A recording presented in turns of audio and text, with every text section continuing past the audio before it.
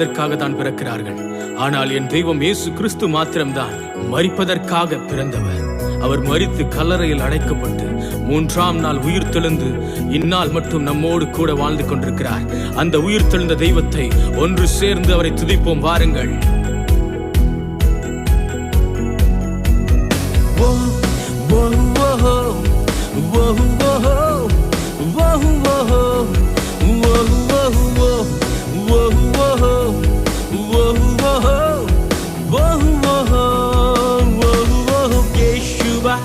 அவர் எழுந்திட்டார், நமக்காகவே அவர் உயிர்த்திட்டார். இயேசுவா அவர் எழுந்திட்டார், நமக்காகவே அவர் உயிர்த்திட்டார்.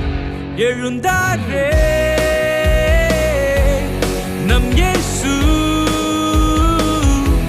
நமக்காக